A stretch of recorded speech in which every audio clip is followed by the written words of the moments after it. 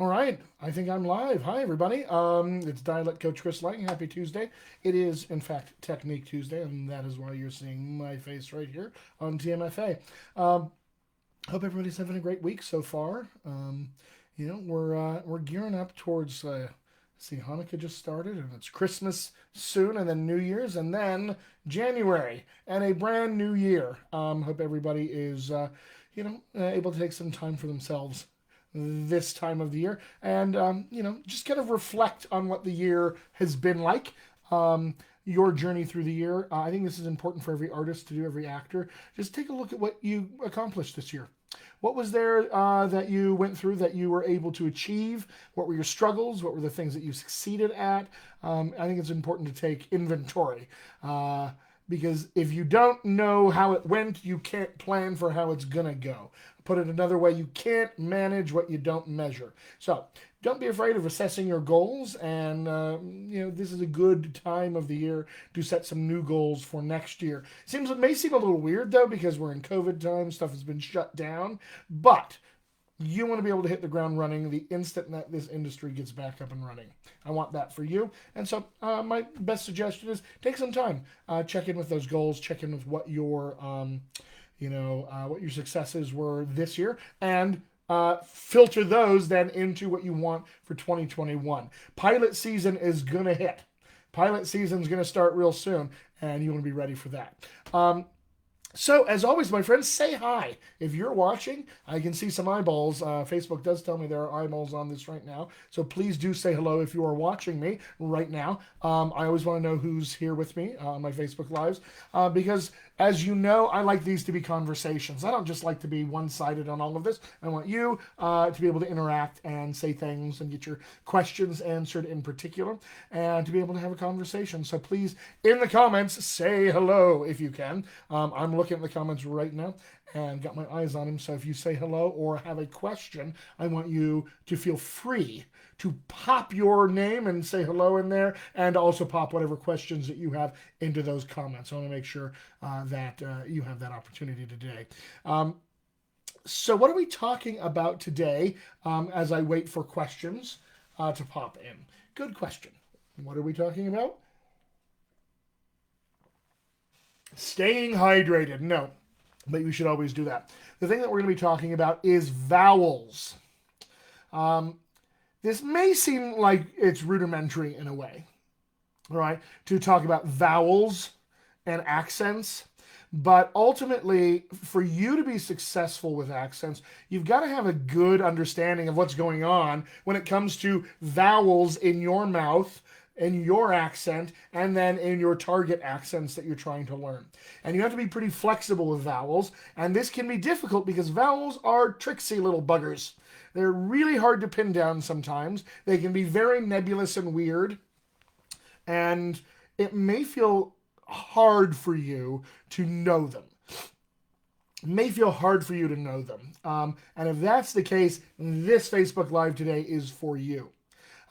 My goal is to give you a window into how you can start thinking about the vowels that you use in your speech and the vowels that you want to target, all right, in other accents, so that you have something practical to think about, something that you can investigate, something that you can look into, and something you can know more about. So let me start at the beginning here. What are vowels? Vowels can be most easily described this way. Vowels are shapes. All right. Our vocal tract here, all right, gets to carry a flow of air in and out, and sound out, sometimes in. We can also do that. We can have what's called ingressive airflow, and we can also make sound, or rather I should say voice. That's probably more accurate for me to say voice than sound, because voiceless sounds do exist. So voice, we carry a flow of voice and air. Now, what we do with that flow of voice and that flow of air, that's going to determine whether it's a vowel or a consonant. All right. And I'm going to set up this dichotomy of these two things, right? Vowels and consonants. Today is all about vowels. So when we're looking at vowels, what are we looking at? We're looking at the ways that we take that flow of air or voice together and we shape it.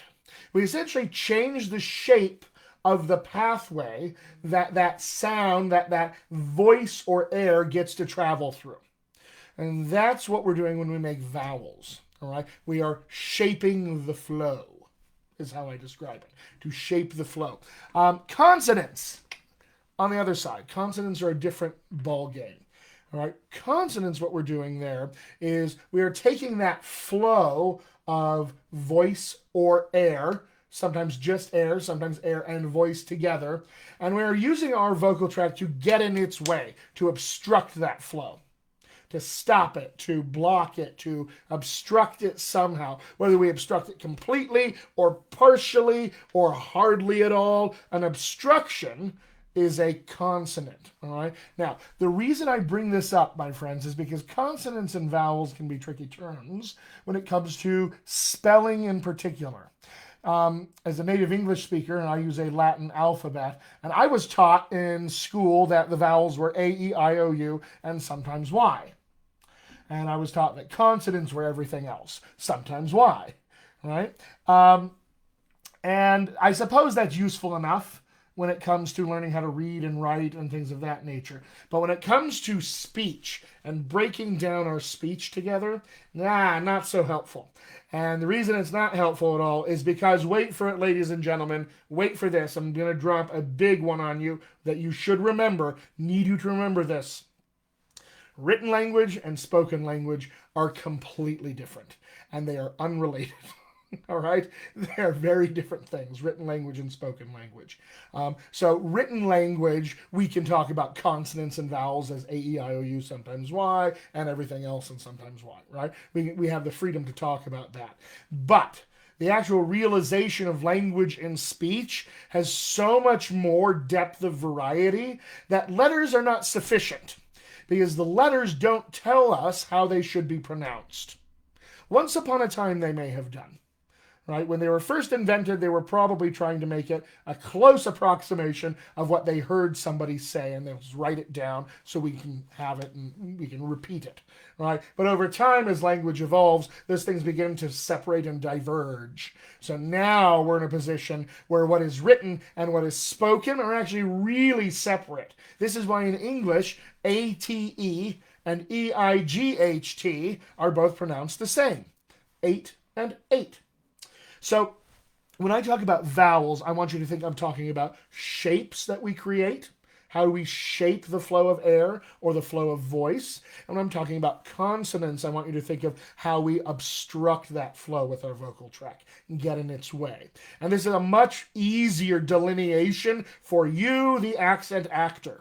All right? Because if somebody comes up to you, let's say a director or casting director, and they point out a word in the script and they say, you see this? That's the long O.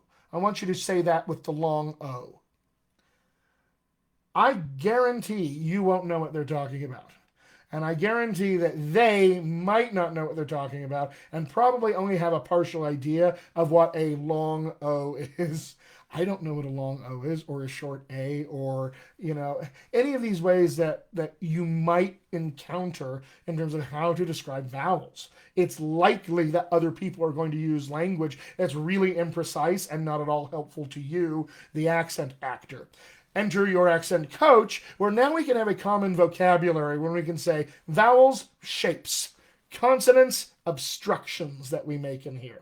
Right? So I'm not going to talk about obstructions too much more. If I mention them, it's going to be as an opposite to vowels. So I'll talk about them in that. But consonants will be the next week's Technique Tuesday Facebook Live. We'll talk about consonants that way.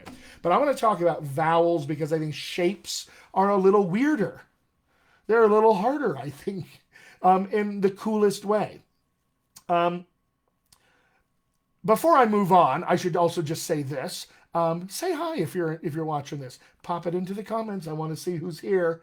All right. Facebook tells me just how many people are watching this, and only one of you so far has said hello, which is Mary Beth Sink. Hello. She says thanks for taking the time, Mary Beth. My pleasure. I love coming on TMFA here on Tuesdays. But the rest of you, go ahead and say hello and pop some questions into the comments if you do have them. I want to make sure that no matter what I'm talking about, if you have an accent question of any sort, throw it into the comments. I want to be sure that we can talk about it and you can get your question addressed today because I want to help. So now we'll move on in terms of vowels. All right. There are some 7,000 plus languages that are currently in use today by people in this world. So 7,000. Think about this. 7,000 plus languages. All right. Now, out of those 7,000 plus languages, think about how many you speak. And then in the languages that you speak, how many accents are there that you know of the languages that you speak? Think about that for a second. All right. There's going to be more accents of your language, right, than there are just languages. So if there are 7,000 plus languages, what we're looking at now is a situation where we have tens to hundreds of thousands to potentially millions of different accents of every one of those languages. So we have an endless buffet, as it were, of vowel possibilities. How on earth, my friends, how the hell, pardon my French, are we supposed to identify and codify and even write down all of the vowels that are possible in all of these languages? This may seem impossible. As I'm thinking about it right now, I go, man, I don't think that's possible for us to do that with any kind of ease or sense of certainty. In fact, it sounds like something that's just really, really hard to do. So, because it's almost an infinite possibility of vowels. So, what we have and what has been created by linguists, all right, is what I'm going to call the vowel quadrilateral or the vowel space, the vowel chart. You're going to hear me use all of those words to describe it. Vowel space, vowel quadrilateral, and vowel chart. All right, I'm going to show you a version that I use, and I've kind of altered it a little from what you'll find if you Google this. If you Googled, blank vowel chart, you're going to get some images that pop up, but I'm going to show you what I have here. This is what I use, and this is what it looks like. All right, this is the vowel quadrilateral, 4 sides, obviously, so quad, that makes sense. And there are some words on here that we can talk about in terms of, what we're actually describing with this. Before we get into the words and the colors, because I like colors, they help. All right, before we get into this, I just want to talk about this space. This vowel space represents all of the space inside your mouth that you can use to shape the flow of air or shape the flow of voice in your work. All right, so this is where it all lives. All right, this is not just your mouth, but this is representational of every mouth on the face of the planet. Every single mouth on the face of the planet is represented here. All right, so that's why we're using this kind of it's kind of a crude shape, isn't it? It doesn't really look like a mouth. It doesn't really look like a mouth space. It's kind of crude and I don't know. But the reason it is so crude and general is because it has to be general enough to be able to apply to every one of us. So know this, when I talked about all 7,000 plus languages on the face of the planet that are currently in use, and all the myriad accents that go along with those languages, they all live inside here. They are all inside this, including yours. So you have a home base in here, my friends. That's a pretty exciting piece of news. You and your accent live inside here, and it can be found. We can actually discover where your vowels live inside here. Now, I talked about the fact that we have too many languages and too many accents of those languages to easily know what's going on with vowels. So what we have to have is points of reference. We have to have a common point of reference, in fact, on the off chance that my vowels that I recognize are different than your vowels. Right? So this chart allows us to have these common points of reference. You'll notice there are some lines here. Okay, where these lines intersect there and there and there and there and there. So wherever these lines are intersecting, these I want you to think of as these are points of reference. All right, these are essentially linguists, phonologists agreed on points of reference that we can use to compare all of the vowel sounds that exist in every language on the planet. All right. Um, while I'm talking about points of reference, let me also throw this in here for you guys. All right, you all have accents, right? I have an accent. Everybody who speaks with a language, we all have accents. And because you have an accent, you are going to recognize the vowels you use in your accent. You're totally going to recognize them.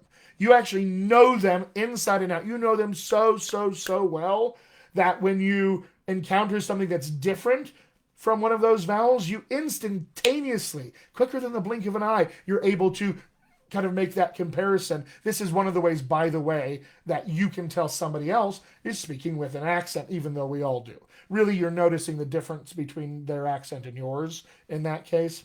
But you already possess some points of reference. These are the vowels in your accent. And those vowels that you know so well, those are the vowels that you're going to use to kind of compare every other vowel sound that you hear on the face of the planet in your entire life. So you already have points of reference, but your points of reference are a little bit limited because they're only in your accent. We have to have points of reference that are bigger than our own accent. And that's this whole thing, all right? I can talk about each one of these little pieces of intersection where these lines come together there and there and there and there and there and there. All right, each one of these intersections of these lines, I could put a dot on them. All right, and I could say these are where these things exist that are called cardinal vowels. All right, again, just points of reference that phonologists have agreed upon. These are pretty good points of reference because they refer to kind of landmarks within our own physical self that we can easily identify. All right. I'm not going to go too far down that rabbit hole because it's not so useful to you in this instance. What I want to point out first before anything is going to be what these words refer to on this chart and what we're actually talking about so you can get a sense of this in your own work. I'm going to check in with the comments real quick. All right, Kelly Wanberg is here. Kelly, how's it going? Andresito Germosen or Germosen, I'm sorry if I butcher your name, Andresito. But hello. It says, hello, how are you? I'm well, thank you. Doing pretty good. I'm always happy to teach. Love coming on TMFA. Again, if you're here watching, because I can see there's eyeballs on this who have not said hello yet, please say hello. Ask your questions. Feel free to interrupt me anytime with any questions that you have. There's a little bit of a lag between what I say and what you see, so I may go on and on before I see your question. But do pop questions down into those comments. Want to make sure that anything that you have floating around accent-wise, about accent training, accents in general, anything at all, accents and acting, casting directors, all of that, put your questions in. I want to be sure I cover those things. All right. Let's see. Mate Gelibert Oses, I again apologize for butchering your name. I really do apologize. Says hello from Spain. I love that I have an international audience here. Hello. Great to see you. I'm glad that you came to talk about vowels today. All right. So let's talk about the physical stuff that this chart describes, all right? Because as I said, this is a representation of the space inside your mouth. So let's look first at the front here, okay? Where it says front. Okay, this area right here inside your mouth starts, and I have this little picture of our mouth space, starts right about here where the hard palate starts, right about there. All right, and the back of the chart goes all the way back to about the back of the soft palate, right about there. All right, so that's where this space represents. So we're here, we're about the front of the hard palate, and back here, we're at the back of the soft palate.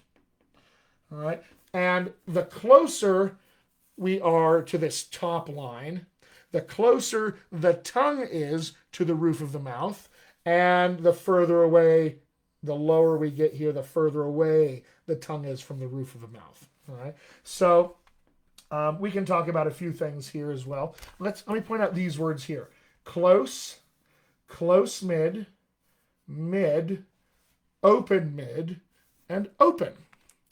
All right, this is what I was just talking about. How open or close are the articulators, the movable pieces of this vocal anatomy? How close or open are they from each other? And really what we're dealing with in practical terms is how close is the tongue to the roof of the mouth, or how open is it from the roof of the mouth. All right, but all the articulators are usually involved to some level in this. So that's how I like to describe it when it comes to close, close, mid, mid, open, and open. Just know this is not closed. There's no duh at the end of this close. So what we're dealing with there is that we're not closing the mouth, because if we did close it, now we're obstructing the flow of air or voice. And that's not a vowel anymore. That's a consonant. So when we're talking about vowels, we only want to get close. In fact, everybody do this. Hold up your hands. Now I want you to take your hands and I want you to get them as close together as is humanly possible without actually touching. All right? This is what we mean when close versus open. There's still space in there, right? So the flow of air, the flow of voice is still being shaped. That's what we're dealing with. Cool beans? Cool beans. I'm going to imagine you all said cool beans back at me. All right, so that's what we're dealing with when it comes to open and close. All right, now you'll notice I have a midline here. I added this in. The actual official vowel chart doesn't have this, but I add this in. And you'll notice I have this dotted line. Now this is, I sometimes will call this the midline or the equator.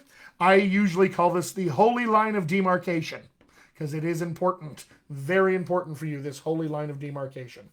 All right. This line separates the top half of the chart from the bottom half of the chart here.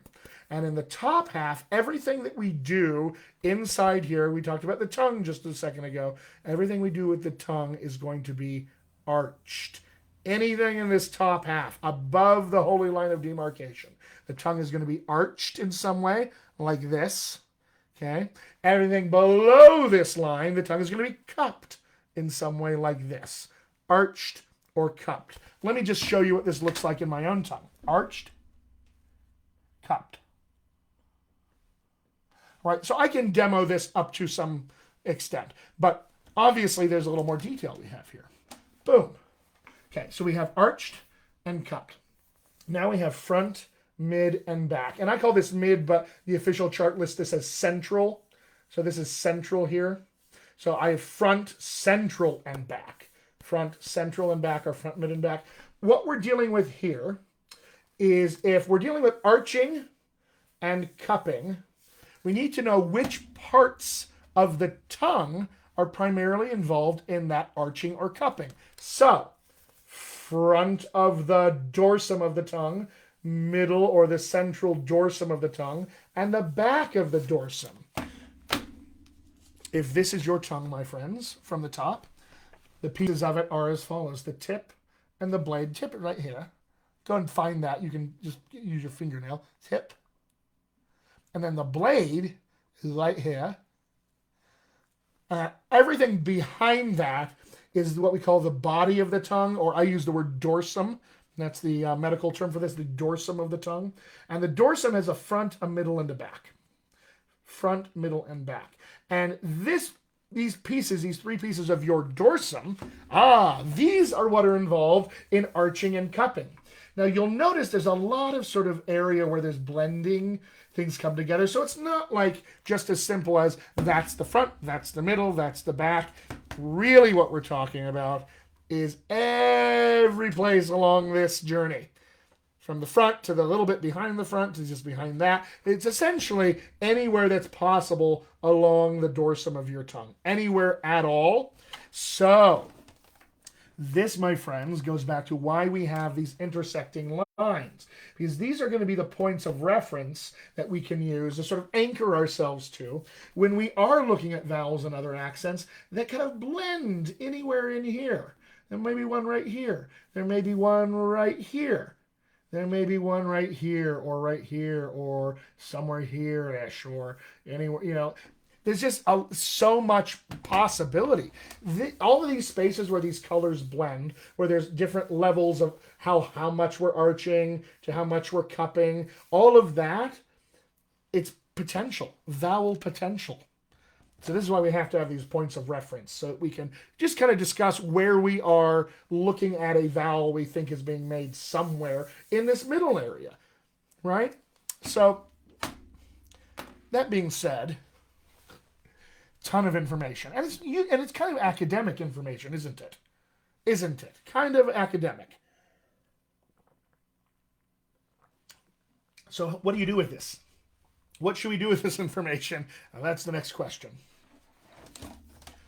All right. The one thing that has not yet been discussed here, because we've talked about the tongue quite a bit, but the lips we haven't talked about. The lips are a part of this in general.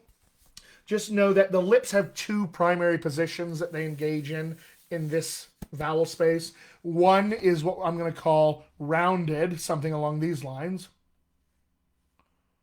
All right. And one is what I'm going to call unrounded or even spread. And it's going to look a little like this. These lip positions. And these lip positions can exist no matter where we're arching or cupping, because the tongue and the lips are independent of one another. So I can, for instance, have, let's say, that intersecting line. I can have the very front of my dorsum arched, because we're above the line, arched about as high as it'll go, to about as far as forward as it'll go, and I can have spread lips. Right? And I could send some sound through that shape, and I get something. Try this with me. I encourage you. I get something a little bit like this. E. E. E. Okay? But I could also do that same thing with rounded lips. So I could have the very front of my dorsum arched as high as it'll go, just about as far forward as it can go. And the tongue is about as close to the roof of the mouth as it can be without being closed off. And the lips can be rounded. And I get something like this. Ooh, ooh, ooh. Everything inside is identical. So I could go ooh, ooh, ooh, ooh, and keep the tongue exactly where it is. Hasn't moved a minuscule little piece of a millimeter. All right, it's exactly where I left it. So the lips can be independent of the tongue in all of this. And this is how we start targeting our, vowels in our own accent and other people's. Because, my friends, you and I together have not done any work, so far as I know. Some of you may be in my accent skills workshop right now on demand online, and I won't know that necessarily today. But if you are in that, you'll be doing this. But we have to practice arching and cupping all of these pieces of our tongue. We have to practice what it's like to round and unround our lips while arching and cupping. And we have to practice essentially making our journey all the way around this chart and everywhere in between, so that we can know with some certainty, for instance, that I could target that little intersection or that intersection or that intersection or somewhere here if I wanted to. We've got to be able to know that ourselves. So I'm not going to take you through too much of an exercise here, because quite frankly, it's unlikely that you'll be able to do this with any sense of clarity, confidence, and detail. You need to be able to work with me to do that, frankly. And I encourage you to come do that in my Accent Skills Workshop, courses.dialectcoachchrislang.com. That's where you go to sign up. You can use the coupon code SOCIAL DISTANCE, all one word, for 20% off. And you should take advantage of that. Get ready for pilot season. You're going to be asked for accents, I guarantee it. All right? So we have to be able to practice arching and cupping all of these little different places. We have to be able to practice rounding and unrounding the lips while arching and cupping all of this.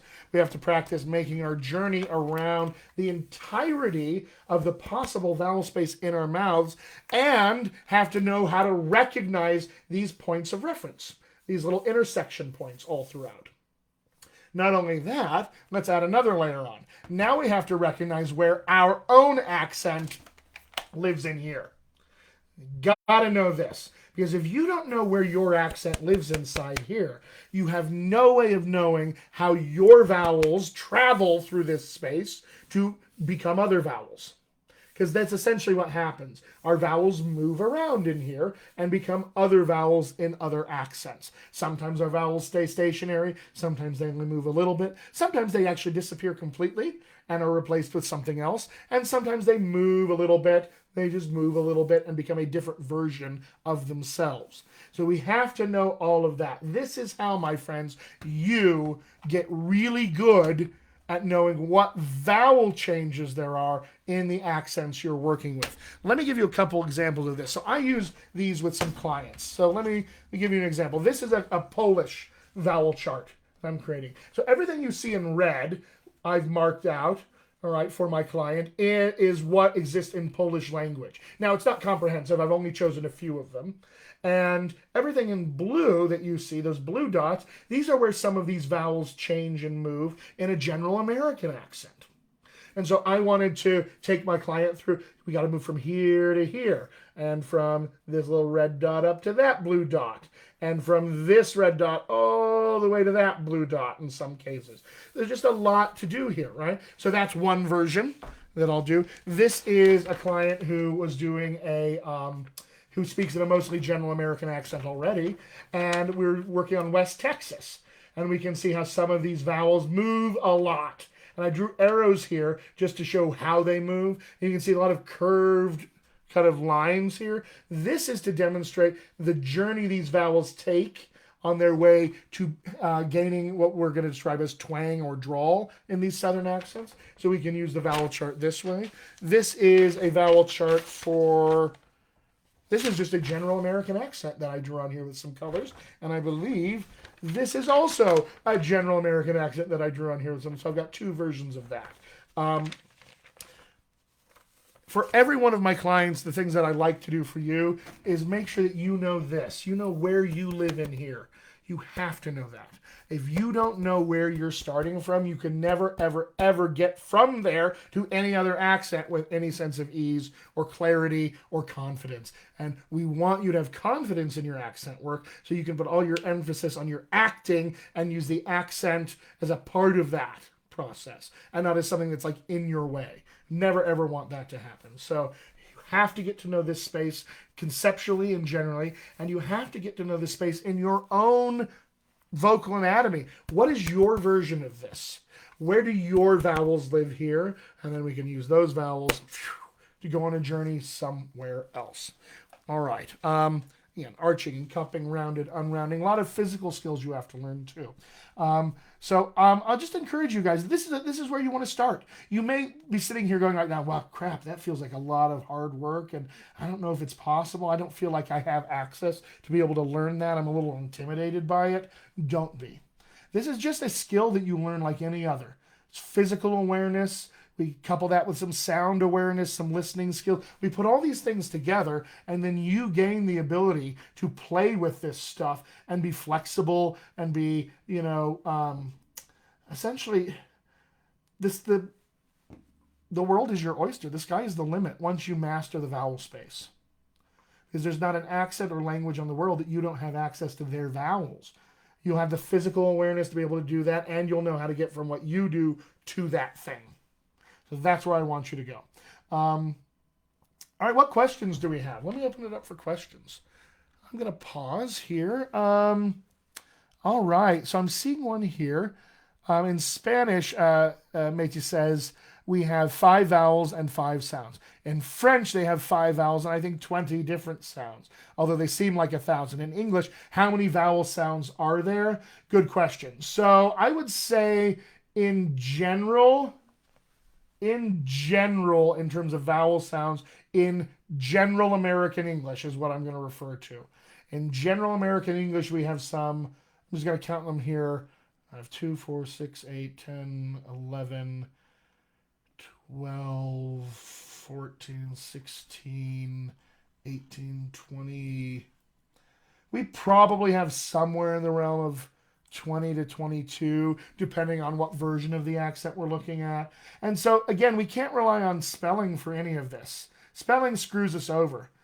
Because if I'm looking at some 20 or 22, 23 different vowel sounds, and all I have is A, E, I, O, U, Y, that's 6 letters. That's not going to do me any good.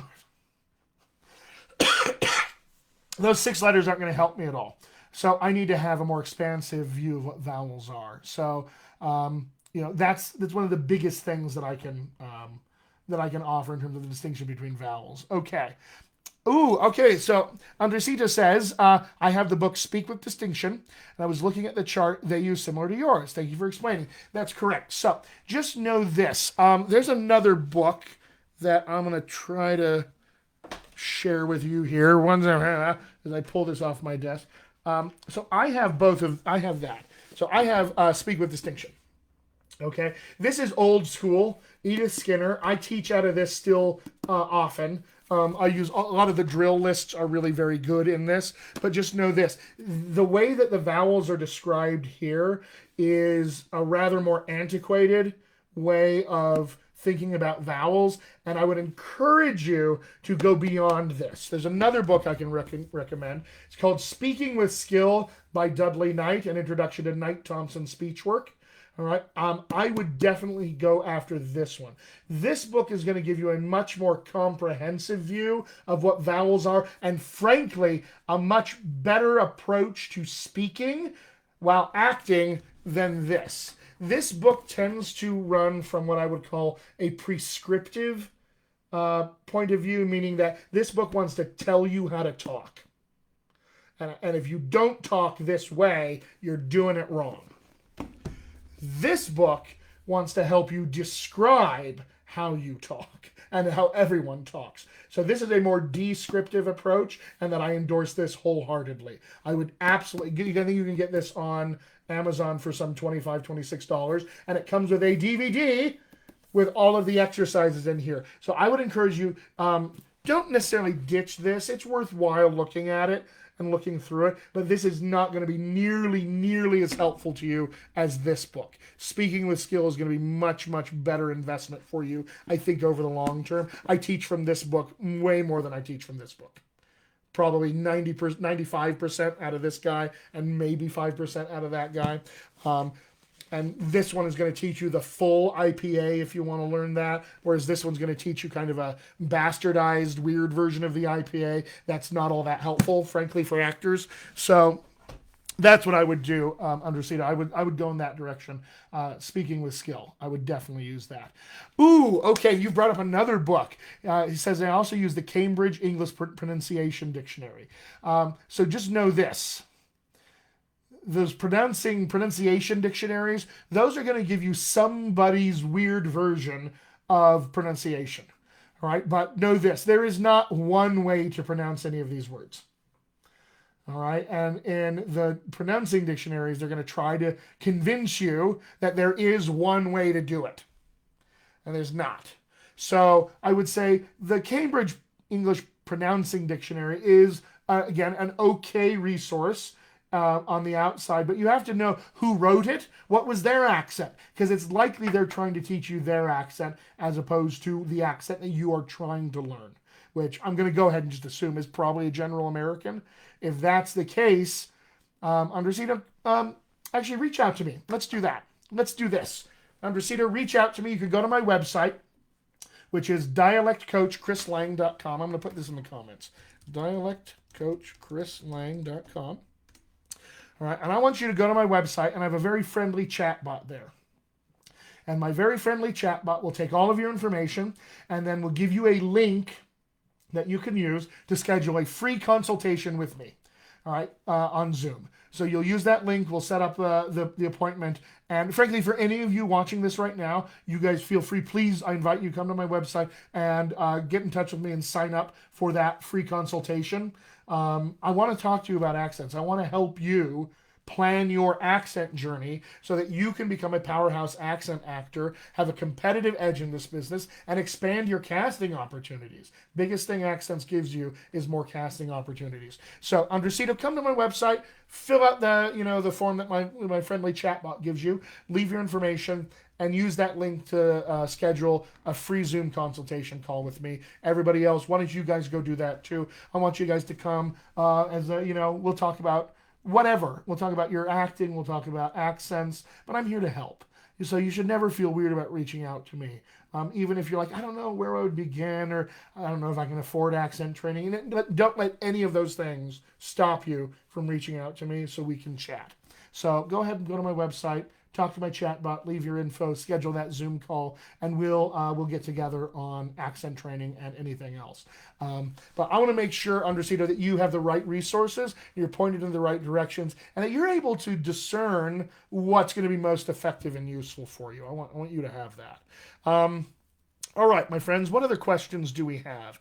Any other questions? I'm going to give you another 30 seconds. I'm going to take a nice slow sip of water while I wait for a question or two to pop up here.